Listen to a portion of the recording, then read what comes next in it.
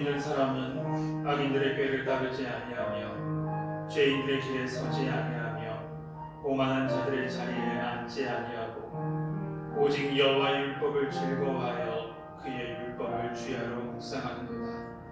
그는 시냇 가에 심은 나무가 철을 따라 열매를 맺으며 그 잎사귀가 마르지 아니한 같으니 그가 하는 모든 일이 다 형통하리로다. 아멘. 찬송가 456장 찬양하시겠습니다. 찬송가 456장입니다.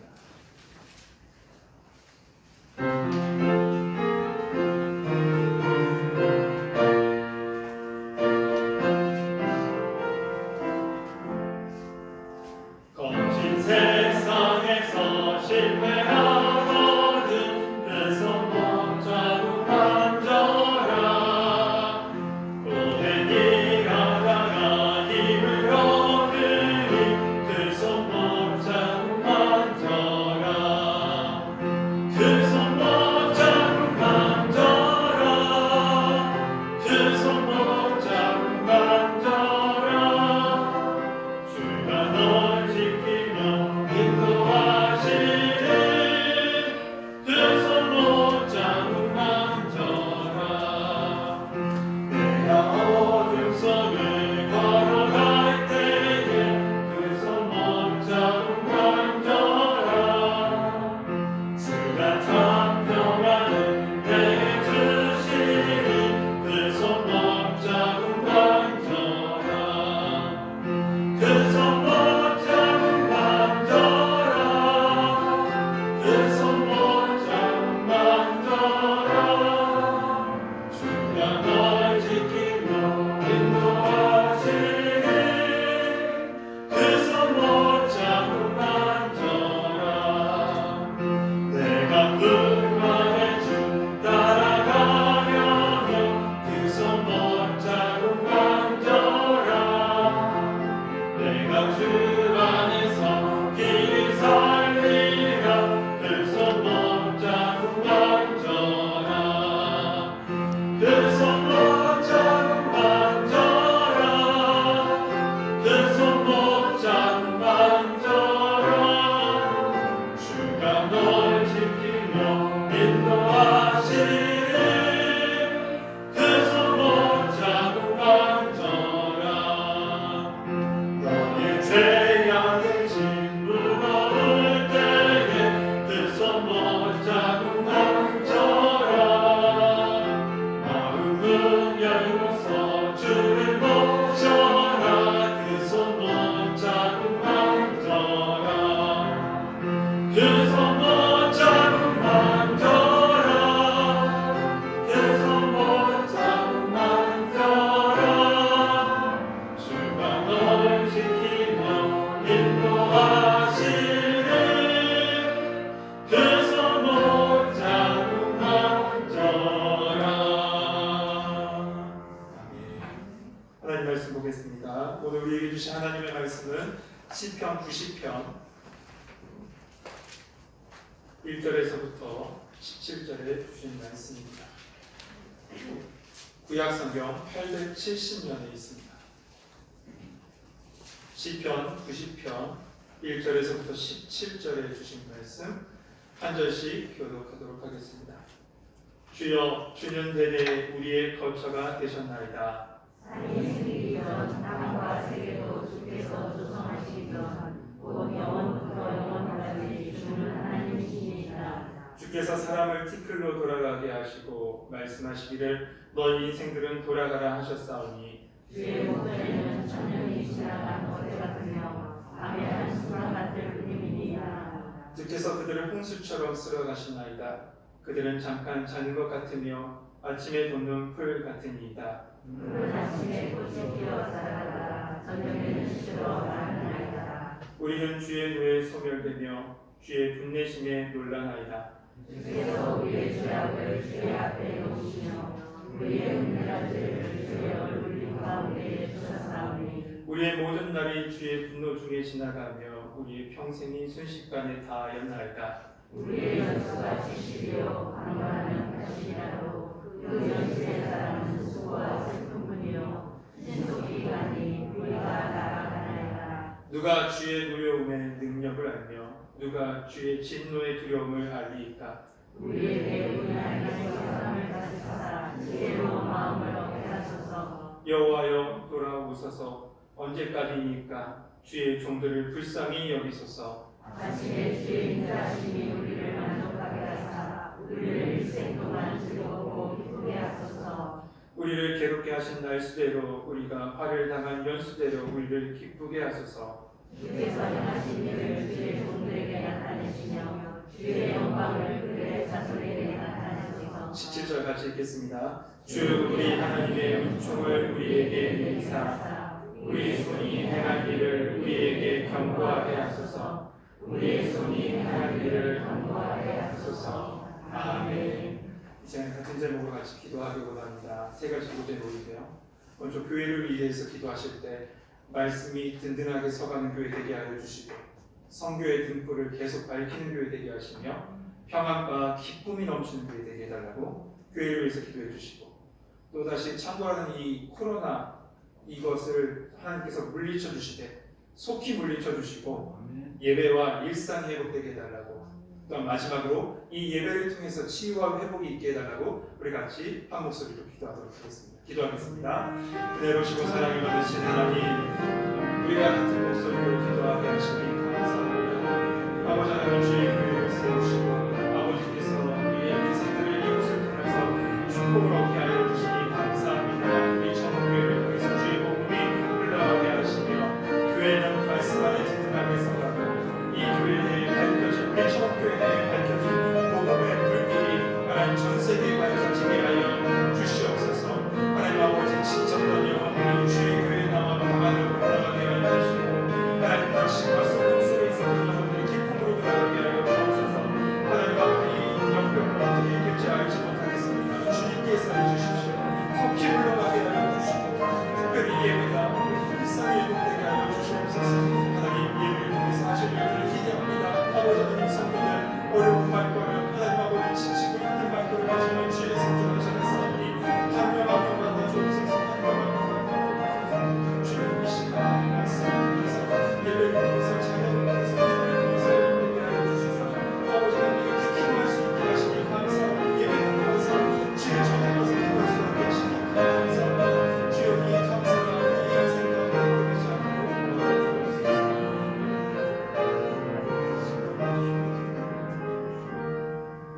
도와주옵소서. 사랑의 하나님, 우리로 청교회 안에서 주 안에서 하나 되게 하시니 감사합니다.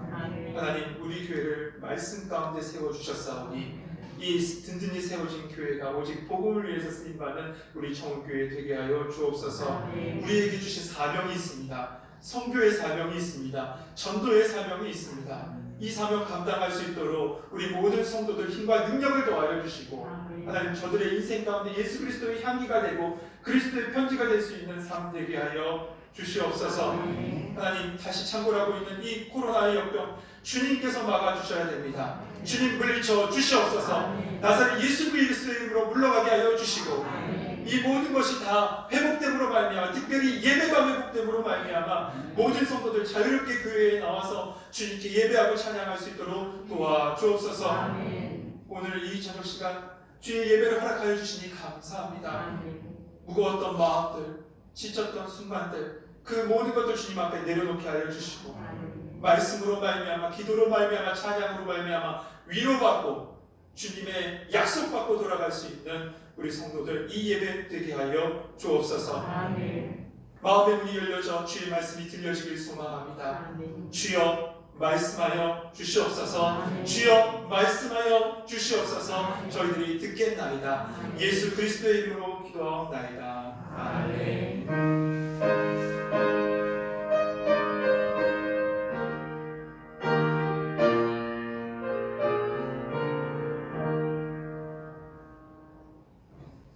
할렐루야. 예배 자리에 찾은 우리 모든 성도님들에게 주님의 은혜와 하나님의 평강이 함께하길 소망합니다. 여러분 우리가 읽은 시편은 총 150편으로 되어 있습니다. 이 150편으로 되어 있는 이 시편을 5개의 책으로 5개의 권으로 나누고 있는데 오늘 우리가 읽은 시편 90편은 제4권의 첫 번째 시간 바로 오늘 우리가 읽은 시편 90편입니다. 이 시편을 5번으로 나누었다. 이것은 우리가 아는 구약 성경의 말씀과 굉장히 연관성이 있음을 우리에게 가르쳐 줍니다. 어떤 말씀일까요? 모세의 오경이에요. 창세기, 출애굽기, 레위기, 민수기, 신명기의 말씀과 이 시편은 굉장한 연관성을 가진다고 합니다. 그래서 제1권 1편부터 41편인 1권은 창세기에 관련된 말씀으로 창조주 하나님, 또한 그 속에 있는 사람에 대한 이야기, 그것으로 가득 채워져 있습니다. 두 번째 권은 그러면 어떤 말씀과 연관되어 있을까요? 예, 출애굽기겠죠. 두 번째 출애굽기. 이 출애굽기니까 구원의 은혜를 이 시편 속에서 찬양해요. 세 번째 권은 레위기와 비견돼서 이 예배와 이 성소에 대한 이 시로 가득 차져 있습니다. 그리고 우리가 읽은 우리 본문 4권은 바로 민수기와 관계를 두죠. 이 민수기와 관계됐다는 건 그겁니다. 광야를 걷고 있는 인생길, 그 순례길을 오늘 이 시편을 통해서 우리에게 지금 보여주고 있는 겁니다. 그렇다면 이 광야 순례길을 가장 잘하는 사람이 누굴까? 예, 모세일 겁니다. 이 모세. 출애굽부터 광야 40년을 이끌었던 모세. 그래서 그가 쓴 시편 90편, 그것을 이 시편을 통해서 우리의 인생길을 한번 다시 돌아볼 수 있고 또 하늘의 지혜를 배울 수 있는 것이 바로 시편 90편의 말씀인 겁니다. 오늘 이 시편을 한 절 한 절 같이 말씀을 따라가면서 그 안에 담긴 하늘의 지혜를 담아가시는 이 시간 되길 소망합니다. 먼저 시인 모세는 1절에서부터 6절까지 하나님의 영원하심과 인간의 유한함을 노래합니다. 먼저 1절 보겠습니다. 1절 보면 주여 주는 대대 우리의 거처가 되셨나이다. 모세는 1절 2절에서 하나님은 누구신지에 대해서 먼저 말하고 있습니다. 하나님은 누구십니까? 첫 번째로 하나님은 우리의 거처가 되십니다. 여러분, 이 거처라는 단어 그 말 그대로 집입니다. 가정입니다. 이 거처라는 단어의 쓰임새는 왕이 사는 궁궐도 이야기합니다. 또한 일반 사람들이 사는 가정집도 얘기해요. 심지어 동물들이 사는 동굴까지도 이 단어를 사용해요. 우리가 결국 뭐냐면 평안과 쉼을 주는 보금자리를 나타내는 단어가 이 거처라는 단어 속에 다 포함되어 있습니다. 저는 퇴근하고 집에 가면 제 아들이 어떻게 다니는지 그 동선을 다 압니다. 제가 어떻게 할까요? 돌아다니는 흔적이 있기 때문에 알죠. 특별히 벗어놓은 옷을 보면 다 알 수 있습니다. 얘가 어디를 돌아다니는지. 그런데요, 이 아이가 지금 주중에는 학교 기숙사 생활을 하는데 학교에서는 그렇게 깔끔하게 청소도 잘하고 그렇게 잘 지낸대요. 그럼 뭐가 다를까요? 집하고 기숙사. 편한 거? 네, 맞아요. 사람들의 시선, 공동체 생활 이런 거 다 제쳐놓고 집은 그냥 집이에요. 가정이에요. 집은 일상에서 지쳤던 육신 그리고 마음 그 모든 것에 쉼을 얻는 곳이고 회복이 되는 곳이 바로 집이에요. 그래서 잠깐이라도 집에 들어가서 쉬는 이유가 그렇습니다. 그런데 이런 가정, 집이 매일 싸우고 다투고 불안정함 속에 있다면 그 집에 들어가고 싶겠어요? 안 들어가고 싶죠. 여러분, 우리 천국의 모든 성도들의 가정이 이런 하나님의 평강이 가득해서 여러분의 가정을 통해서 쉼이, 회복이, 거기에 기쁨이 더해지길 주님의 이름으로 축복합니다. 하나님이 우리의 거처가 되신다는 것도 이와 같습니다. 지금 광야길을 걷고 있는 모세죠. 그 모세는 정처 없이 막 걸어다니면서 매일매일 옮겨다니면서 살아야겠습니다. 그리고 보여지는 광야뿐이 안 보여집니다. 그 속에서 모세가 깨우치는 이거예요. 아, 이 땅에서는 결코 안정된 거처가 없구나. 이 땅에서는 없구나. 그래서 그가 바라봤던 것은 한 곳밖에 없었던 겁니다. 바로 하나님만 바라봤던 거예요. 그 속에서 유일한 평안과 쉼을 얻을 수 있었던 겁니다. 광야 속에서 구름 기둥과 불 기둥으로 이스라엘 그 하나님을 지키시고 보호하신 그 하나님, 이스라엘 백성을 지키신 그 하나님이 우리의 거처가 되시는 줄 믿습니다. 두 번째로 하나님은 누구신가? 하나님은 영원하신 분이라고 2절에 말씀하고 있어요. 2절 말씀 한번 보시죠. 산이 생기기 전 땅과 세계도 주께서 조성하시기 전 곧 영원부터 영원까지 주는 하나님이십니다. 제가 그 영국 옥스포드 출신의 목사님과 이야기한 적이 있습니다. 이 목사님은 한국계 영국인이에요. 그래서 그 목사님과 저하고 얘기하면 사람들이 신기하게 봐요. 영어로 써서 신기하게 보는 게 아니라 이렇습니다. 제가 한국말로 하면 그 사람이 한국말을 알아듣고 영어로 합니다. 그럼 영어로 하면 제가 또 영어를 알아듣고 한국말로 해요. 영어 쉽게 해줘서 그렇게 했죠. 그런데 이 목사님하고 얘기했을 때 이런 얘기를 하더라고요. 이 영국의 대표적인 극작가 하면 생각나는 사람이 있죠. 셰익스피어. 그 셰익스피어가 지금 2020년에 옥스포드에 와도 자기 집을 찾아갈 수 있대요. 셰익스피어가 1560년생이에요. 그러니까 지금으로부터 400~500년 전의 사람입니다. 근데 그 사람이 지금 찾아와도 집을 찾아갈 수 있을 만큼 그 동네가 변하지 않았다는 거죠. 제가 초청받고 한번 가봤는데 정말 그랬더라고요. 영국 좀 그런 모습이 보입니다. 한 도시가 잘 보존되면 그렇게 몇백 년 그대로 그 상태로 있는데 여러분, 산은 어떻겠어요? 산은 수천 년 전 사람이나 지금이나 도봉산을 바라보는 사람들은 같은 산을 바라봅니다. 산은 이처럼 거대함, 견고함과 함께 불변의 이미지를 가지고 있죠. 그래서일까요? 많은 사람들이 그렇게 산에 가서 돌을 닦아요. 계룡산 몇 년, 무등산 몇 년 하면서요. 성경에서도 산의 이미지는 이와 같아요. 그런데 오늘 2절에 보니까 하나님은 그 영원하고 불변할 것 같은 그 산과 땅과 세계가 조성되기 전부터 먼저 계셨고 그것을 지으신 분이 누구시다? 우리 하나님이시다라는 거예요. 그 하나님은 영원전부터 계셨고 영원 불변하신 천지 만물을 주관하시고 창조하신 분이 누구다? 우리 하나님이시다는 겁니다. 하나님은 누구십니까? 우리의 거처가 되십니다. 하나님은 우리의 창조주시며 영원 불변하신 분입니다. 그런데 반면 사람은 어떻습니까? 사람에 대해서 3절에서부터 6절에 시인 모세는 이렇게 우리의 인생을 표현하고 있습니다. 첫 번째로 인생에 대해서 어떻게 표현하고 있냐면 우리의 인생은 티끌과 같다라고 얘기합니다. 3절 봅시다. 주께서 사람을 티끌로 돌아가게 하시고 말씀하시기를 너희 인생들은 돌아가라 하셨사오니. 모세가 이렇게 인생을 티끌로 표현하는 것은 창세기 3장의 말씀 때문에 그래요. 창세기 3장에서 뭐라고 말씀합니까? 너는 흙이니 흙으로 돌아갈 것이니라 하시니라. 이 말씀을 들어서 인생의 유한함과 연약함을 지금 이 시인 모세는 말하고 있는 겁니다. 그런데 심지어 이 티끌로 돌아가게 하시고 인생들아 돌아가라 하셨사오니 이렇게 표현하는 것은 이겁니다. 내 것이라고 생각했던 내 인생, 내 삶, 그것조차도 하나님께서 허락하지 않으시면 아무것도 할 수 없다. 내 마지막도 내가 스스로 정할 수 없는 것이 내 인생이라고 지금 시편에서는 이렇게 표현하고 있는 겁니다. 인생 첫 번째, 우리는 티끌과 같다는 겁니다. 두 번째, 인생은 뭐라고 말씀하고 있냐면 밤의 한순간과 같다라고 말씀해요. 4절 말씀 한번 보겠습니다. 4절에 보면 주의 목전에는 천년이 지나간 어제 같으며 밤의 한순간 같을 뿐입니다.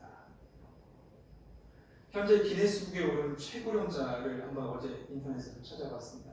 최고령자가 몇 살일까 찾았더니 일본에 사는 한 할머니인데 지금 현재 나이가 117세예요. 117세. 곧 120세가 되실 것 같아요. 우리 연수가 정말 120세의 시대가 될 것 같습니다. 그렇다면 여러분, 우리 성경에서 가장 오래 산 사람은 누굴까요? 네, 잘 아시죠? 우리 성경 그 정도는 압니다. 무드셀라요. 몇 년 살았을까요? 969년을 살았다라고 얘기하죠. 969라고 얘기도 합니다. 가장 오래 살았다라고 하는 그 무드셀라도 1000년을 살지 못했어요. 하지만 하나님께서 뭐라고 합니까? 하나님 앞에서는 1000년이 어떻다라고요? 어제와 같고 밤의 한순간과 같다라는 겁니다. 밤의 한순간과 같다. 인생이란 천년이 하루 같고 하루가 천년 같은 하나님 앞에서 그냥 찰나의 순간에 불과하는 거예요. 이 밖에도 5절, 6절에 보면 우리 인생에 대해서 여러 가지로 얘기합니다. 인생은 홍수에 쓸어가 지나가는 것 같다. 인생은 꿈과 같다. 인생은 풀과 같다. 이처럼 우리의 삶이 참 대단한 것 같이 살지만 우리는 유한한 존재에 불과하다고 지금 말씀하고 있는 겁니다. 그런데 어리석은 인생들은요, 어리석은 인간들은 이 유한함과 연약함을 인정하지 않아요. 그리고 내가 가진 것이 참 대단한 것이라고 생각합니다. 내가 배운 학벌이든지 내가 가진 재력이든지 그것이 참 대단하다고 생각해요. 하지만 그 결국은 뭐라고 고백할 수밖에 없냐면 이 전도서의 고백처럼 헛되고 헛되니 헛되고 헛되다. 이 전도자의 고백처럼 아무것도 아님을 고백할 수밖에 없을 겁니다. 그렇다면 왜 인생이 이렇게 유한한 존재가 될 수밖에 없었을까요? 그 원인과 이유가 이후 7절에서부터 11절에 나와 있습니다. 7절, 8절 말씀 보겠는데요. 제가 7절을 읽으면 여러분 8절 읽어주시죠. 7절 제가 읽겠습니다. 우리는 주의 노에 소멸되며 주의 분내심에 놀라나이다. 그의 죄악을 주의 앞에 놓으시며 그의 은밀한 죄를 주의 얼굴 가운데 붙여사오니. 오늘 7절, 8절 말씀을 보면 우리가 이렇게 유한한 존재, 연약한 존재가 된 이유가 뭐냐? 바로 죄예요. 그리고 죄로 인한 하나님의 심판이라고 밝히고 있습니다. 오늘 우리가 읽은 이 시편, 90편, 이 90편의 배경에 대해서 여러 가지 설이 있습니다. 하지만 대체적으로 민수기 14장을 배경으로 한다라고 얘기해요. 민수기 14장의 내용이 이겁니다. 이스라엘 백성이 가나안을 정탐했습니다. 12명을 보내서 정탐했죠. 그때 정탐했을 때 여호수아와 갈렙을 제외한 10명의 정탐꾼은 이렇게 얘기합니다. 그곳에 사는 사람은 거인입니다. 반면에 나는 스스로 보기에 메뚜기 같습니다라고 얘기해요. 그러자 이스라엘 백성이 한 목소리를 이렇게 얘기합니다. 14장 1절 2절 말씀에 보면 온 회중이 소리 높여 부르짖으며 백성이 밤새도록 통곡하였더라. 이스라엘 자손이 다 모세와 아론을 원망하며 온 회중이 그들에게 이르되 우리가 애굽 땅에서 죽었거나 이 광야에서 죽었으면 좋았을 것을. 온 백성, 지금 이스라엘 백성들이 원망하고 불평하고 있는 거예요. 이들은 출애굽의 은혜도 잊은 채 그냥 애굽 땅에서 죽었으면 좋겠어요. 이 광야에서 죽었으면 좋겠어요. 왜 그걸 우리를 이렇게 끌고 왔습니까? 라고 얘기하고 하나님을 향해서, 모세를 향해서, 아론을 향해서 원망하고 있는 겁니다. 그러자 하나님께서 뭐라고 말씀하십니까? 하나님께서 이렇게 말씀하세요. 이 백성이 어느 때까지 나를 멸시하겠느냐? 내가 그들 중에 많은 이적을 행하였으나 어느 때까지 나를 믿지 않겠느냐? 내가 전염병으로 그들을 쳐서 멸하고 내게 그들보다 크고 강한 나라를 이루게 하리라. 하나님의 질문은 너무나도 무섭죠. 저는 이 말씀을 읽다 깜짝 놀랐어요. 왜 놀랐냐면 지금 이 상황, 코로나19 상황, 혹시 우리가 하나님의 은혜 속에 매일매일 살았는데 우리가 그렇게 은혜 속에 살았고 구원의 은총을 받았는데 믿는 사람이 믿음 없는 불순종으로 살았고 하나님을 향한 원망으로 채웠기 때문에 우리의 삶이 그렇게 살았기 때문이 아닐까 갑자기 그런 생각이 드는 거야. 그러면서 우리를 아니 나를 저를 돌아보게 되었습니다. 그런데 이런 하나님의 진노의 선포의 순간 모세가 하나님을 향해서 기도합니다. 뭐라고 기도했습니까? 이렇게 기도해요. 주님, 지금까지 우리를 인도해 주셨지 않습니까? 세상 사람들이 다 압니다. 우리가 죽게 되면 하나님의 능력이 없어서 우리를 광야에서 죽게 되었다라고 그렇게 이야기할 겁니다. 제발 사랑과 긍휼로 사하여 주옵소서. 이렇게 기도해요. 꼭 예수님께서 십자가에서 우리를 향해서 기도하시는 기도와 같아요. 그러자 하나님께서 비록 광야 40년을 허락하셨지만 이렇게 말씀하십니다. 내가 내 말대로 사하노라. 내가 내 말대로 사하노라. 이런 상황을 겪은 시인 모세입니다. 그 모세는 결국 인생이 하나님의 진노 안에 있을 수밖에 없는 그 이유, 그 원인은 바로 우리의 불순종이구나, 우리의 죄 때문이구나 라는 것을 인식하고 고백하고 있는 거예요. 그래서 오늘 본문 10편에서 이렇게 됩니다. 그 죄가 하나님 앞에 감춰지지 않고 후감 중에서라도 그 얼굴빛으로 말미암아 우리의 모든 죄가 드러난다. 우리 인생의 유한함은 결국 죄로 인한 것입니다. 그 죄의 싹은 사망인 것입니다. 하나님의 영원하심, 반면에 인간의 유한함, 이 모든 것을 이렇게 한 모습으로 보여주는 것이 사실 우리가 앞에 읽었던 1절에서부터 3절에 그대로 보여주고 있어요.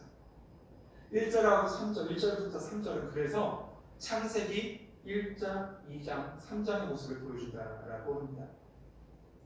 만세 전부터 계셨던 하나님, 그 하나님이 온 만물을 창조하셨습니다.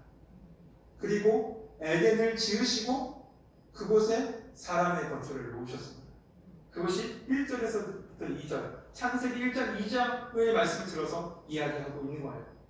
그런데 2절에서부터 3절 사이에 들어온 곳이 있어요. 2절과 3절 사이에 뭐가 들어왔을까요? 죄가 들어왔어요. 맞습니다. 죄가 들어왔어요. 그래서 결국 어떻게 됩니까? 죄로 인하여 흙으로 지음받은 인생은 흙으로 돌아가게 된 거예요. 이처럼 우리의 인생은 유한하며 무상할 수밖에 없는 이유를 이 시편 기자는 죄의 문제라고 얘기합니다. 그런데 이 하나님의 진노가 죄로 인한 사망 그 한 가지로 딱 끝났을까? 그것은 아닙니다. 그것에 무엇을 덧붙였냐면 인생의 삶의 수고와 고통이 첨가됐다라고 말씀하고 있어요. 우리가 태어나서 죽음에 이르는 그 사이를 우리는 뭐라고 얘기합니까? 인생 혹은 삶이라고 얘기해요. 근데 그 삶이 죄로 인하여 뭐로 채워졌냐면 고통으로 수고로 채워졌다라고 지금 시편은 말하고 있는 겁니다.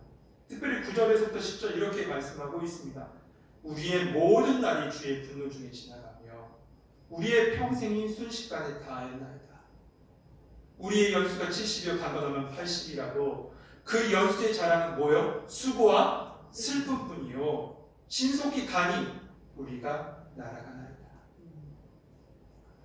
시편을 쓴 이 모세는 1차적으로 이 출애굽한 이스라엘 백성들이 불순종한 결과로 그 약속의 땅 들어가지 못했던 그것, 광야에서 죽게 된 것에 대한 시인의 슬픔이 담겨져 있지만 이 말씀 속에 담겨져 있는 원래 의미는 이겁니다. 죄로 묶여있는 인생 속에 채워지는 질병, 고난, 아픔, 그것으로 인한 슬픔을 오늘 말씀 속에서 우리에게 가르쳐주고 보여주고 있는 겁니다.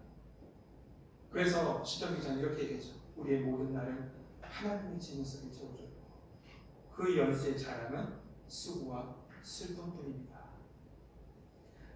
창세기 3장 17절 18절에 아담에게 하나님께서 이렇게 말씀하셨어요. 내가 네게 먹지 말라 한 나무 열매를 먹은즉 땅은 너로 말미암아 저주를 받고 너는 내 평생에 수고하여야 그 소산을 먹으리라. 땅이 내게 가시덤불과 엉겅퀴를 낼 것이라.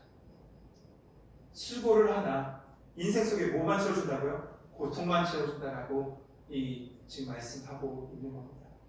그래서 결국 시인은 이렇게 탄식합니다. 11절의 말씀에 누가 주의 노여움의 능력을 알며 누가 주의 진노의 두려움을 알리까. 모세는 인간의 삶이 죽음 아래서 그 짧고 허무하게 끝날 수밖에 없는 인생으로 된 것 이유는 죄로 인한 하나님의 진노하심 때문이라고 그렇게 고백해요. 그렇다면 우리가 이 고통 속에서 어떻게 벗어날 수 있을까요?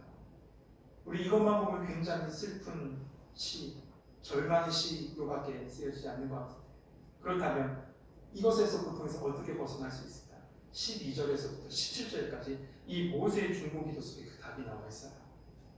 뭐라고 말씀하냐면 첫 번째로 그 시편 속에 보면 나의 연약함과 유한함을 깨닫는 것이다 라고 얘기해요.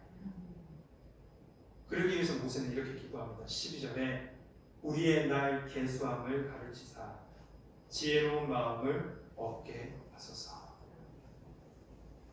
매튜 헨리라는 이 주석가는 이런 얘기를 합니다. 자기의 자기의 나를 셀 줄 아는 사람은 자기 인생이 덧없음과 불확실함과 죄임을 깨달은 사람이다.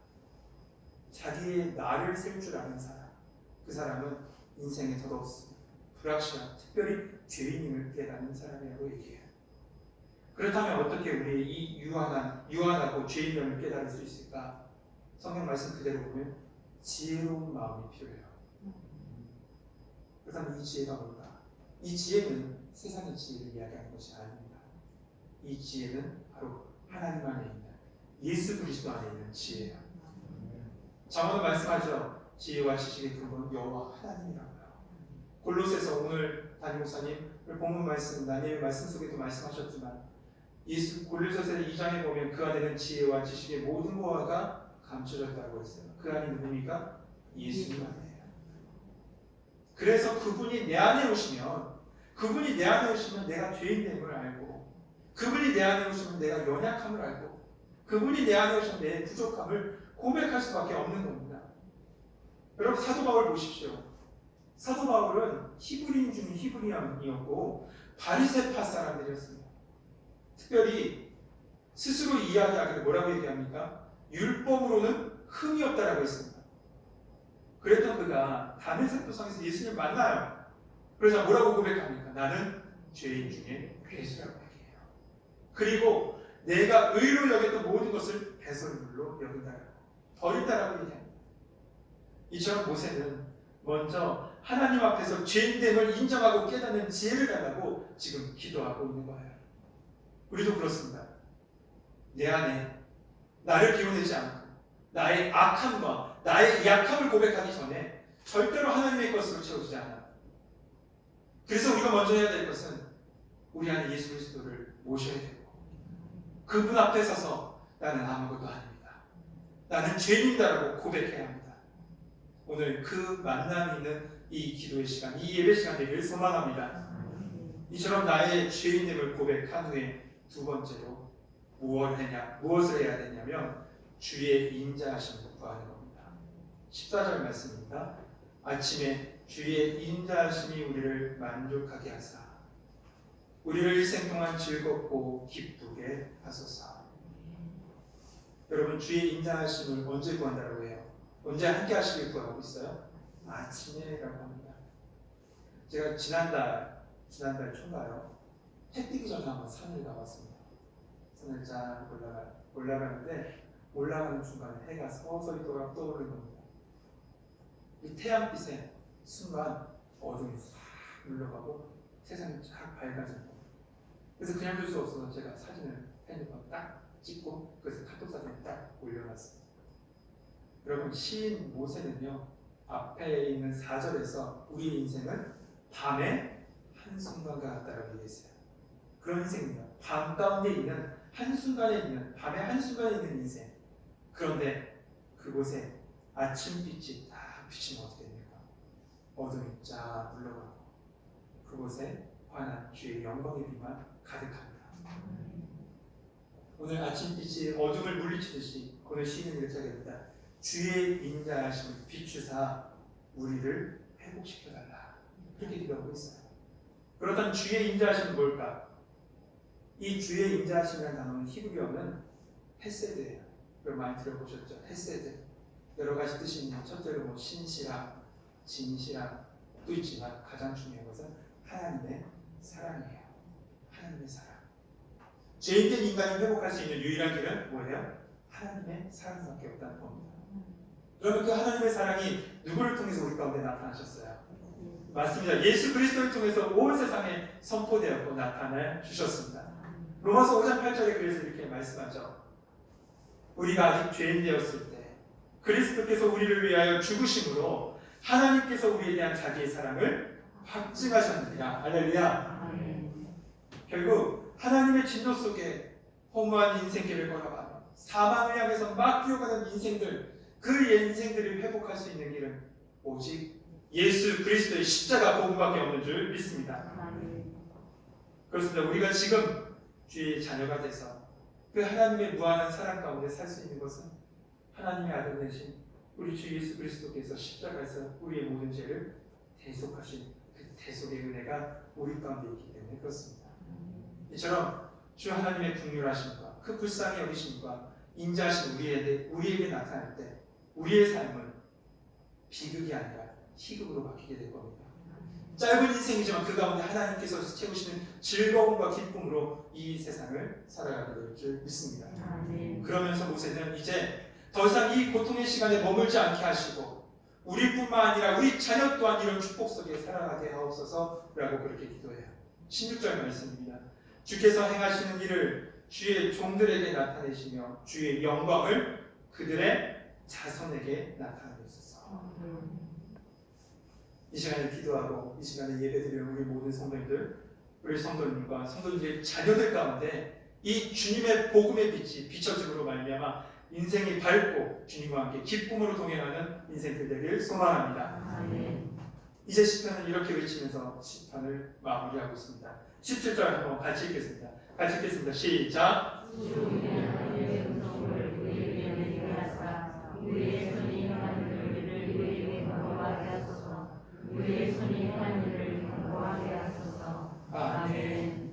이 모세의 간구는 민수기 14장 들어서 얘기하며 하나님 가나안 땅을 다시 허락해 주십시오. 약속의 땅을 허락해 주십시오라는 간구입니다. 하지만 이 말씀 우리에게 갖고 오면 이렇게 기도하는 겁니다. 하나님, 우리는 약하고 부족합니다. 연약하고 쓰러집니다. 우리는 한계가 있습니다. 그러나 빛되신 주님, 우리와 함께 하시고 우리 가운데 찾아와 주셔서 믿음으로 승리하게 하시고 하나님의 나라를 소유하게 하여 주옵소서. 사랑하는 성도 여러분, 벌써 12월이네요. 올 한해는 진짜 코로나로 시작해서 코로나로 끝난 것 같아요. 그렇죠? 잠깐만 물 좀.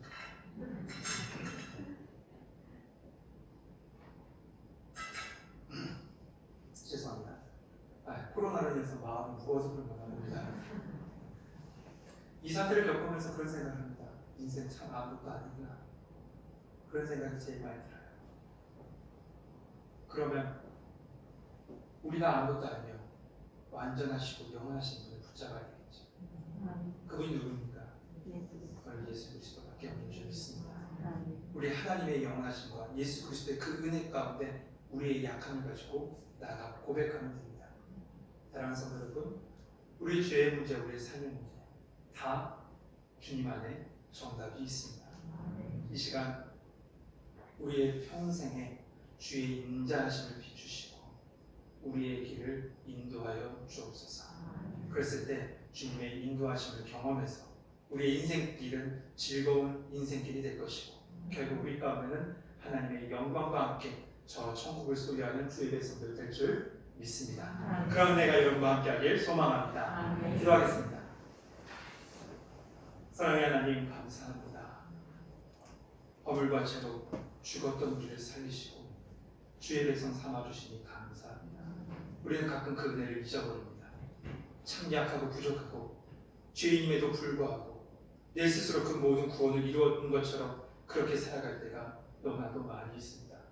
주여 우리를 깨닫게 하시고 하나님을 깨닫게 하여 주시고 그 사이에서 예수 그리스도를 붙잡게 하여 주옵소서. 나는 아무것도 할 수 없습니다. 오직 주님만이 하실 수 있습니다. 그 인자하심을 구하며 믿음의 걸음, 인생의 걸음, 기쁨으로 걸어갈 수 있는 우리 전국의 성도들 되게 하여 주옵소서. 예수 그리스도의 이름으로 기도하옵나이다. 아멘.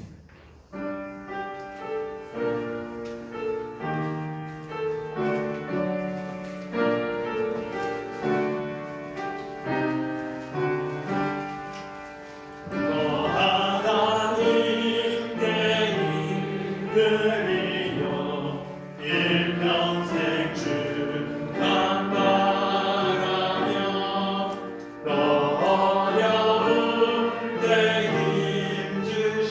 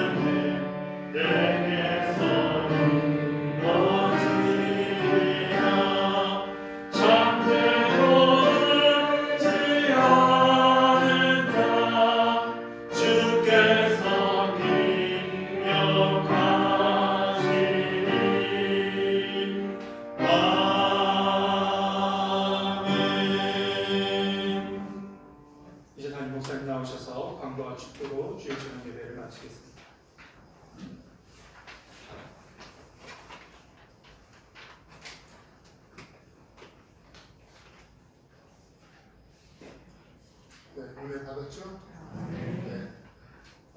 이번 주 구역 예배는 금년 마지막 구역 예배, 금요일 날 오전 11시에 연합 예배로 드립니다. 많은 그 구역원들 또 많은 성도님들 참여해서 2020년 마지막 구역 예배가 은혜롭게 잘 진행될 수 있게 되기를 바랍니다. 그리고 다음 주일 그 3부 예배 후에 예결산 공동의회가 모입니다. 기억하시고 또 많이 참석하시기 바랍니다. 그 다음에는 이제 다음 주일 오후 4시에 제가 은퇴 원로 목사 추대식을 하게 돼 있는데 오늘 여러분들 발표된 거 아시죠? 그래가지고 일단 저는 원래 계획대로 이제 제 사역은 다음 주까지 하고 원로 목사 추대식은 해야 되는 거니까 그건 다음에 어느 시점에 무기 연기해가지고 또 팬데믹이 일단 어느 정도 수그러들면 그때 가서 우리가 날을 잡아가지고 하도록 하겠습니다. 그러니까 원래 계획대로 제가 사역은 다음 주일까지는 하고 그 다음부터는 이제 고요한 목사님이 청운교회 담임 목사 이렇게 이제 봉사를 하게 되겠습니다. 그렇게 아시고 원로 목사 그 은퇴 원로 목사 추대식은 의식만 하면 되는 겁니다. 그건 이제 또 이 상황 봐가면서 여러분한테 광고를 하고 그때 가서 하도록 하겠습니다. 지금 이 상황에서는 외부에서 손님들도 오셔야 되고 그러는데 지금 최대 인원 20명밖에 참석을 못하잖아요. 그러니까 도저히 우리 식구들끼리만 하는 행사 같은 거 그냥 하는데 외부에서 손님이 좀 여러 번 오셔야 되기 때문에 도저히 안 될 것 같습니다. 그렇게 이해를 해주시기 바랍니다. 그리고 방역 수칙을 잘 지켜주시고 그리고 너무 감사한 것은 이 상황에서도 이제 여러분들이 그 캄보디아 예수 시몬 베드로 교회 이름이 너무 길어가지고 시몬 베드로 교회가 이제 완공이 됐습니다. 완공이 돼서 아마 이번 주에 영상이 올 겁니다. 영상이 올 거고 그 다음에 이제 오르TV에서 청운고등학교 기숙사도 어제 장로님들한테 당회 때 다 보고가 됐습니다만 오르TV에서 청운고등학교 다 완공이 됐어요. 지금 거의 우기여가지고 페인트 칠하는 게 조금 늦어져가지고 여러분한테 이제 못 보여드렸는데 거기도 이제 마지막 영상 이번 주에 옵니다. 이번 주에 오면 캄보디아 거하고 케냐과하고 합쳐가지고 다음 주일날 영상을 만들어서 일단 여러분한테 보여드리겠습니다. 예배 시간 1, 2, 3부터 보여드리고 그 영상을 여러분들 핸드폰으로 볼 수 있도록 다 쏴드리겠습니다. 여기 너무 휘멍텅해가지고 잘 안 보여가지고 일단 그래도 우리 교회 전체적으로 한번 보여드리고 이제 좋은 화면을 보면 여러분들 핸드폰으로 보시면 아주 선명한 화면으로 보게 될 것입니다. 하나님께서 여러분들을 통해서 2020년도에 기회를 만드는 겁니다. 케냐와 캄보디아에 다른 교회 목사님들은 놀래요. 지난번에 이제 동문회에 갔더니 이제 제가 은퇴한다고 저한테 앞에 나와서 좀 인사 좀 해라. 그래서 이제 그 동문 목사님들 다 늙어 빠졌죠. 저같이. 그 동문이니까. 그래가지고 이제 제가 보고를 했더니 다 놀라는 거예요. 이 코로나 때문에 이 난을 통해 캄보디아와 케냐에 그렇게 큰 일을 교회가 어떻게 할 수 있었냐. 하나님의 은혜죠. 하나님의 은혜고 여러분들이 지난 1, 2년 동안 너무 땀 흘리셨습니다. 너무 감사하고 이제 최종 결산을 다음 주에 1, 2, 3부 때 여러분한테 보여드리려고 지금 준비 중에 있습니다. 너무 감사합니다. 우리 기도하고 마치겠습니다. 지금은 우리 주 예수 그리스도의 은혜와 하나님 아버지의 극진하신 사랑과 성령의 감화, 감동, 충만, 인도 보장하시니 오늘 주님 앞에 나와 우리 주님께 경배드리고 돌아가는 우리 주님의 사랑스러운 양무리들 위에 지금부터 영원까지 함께 있을지어다. 아멘.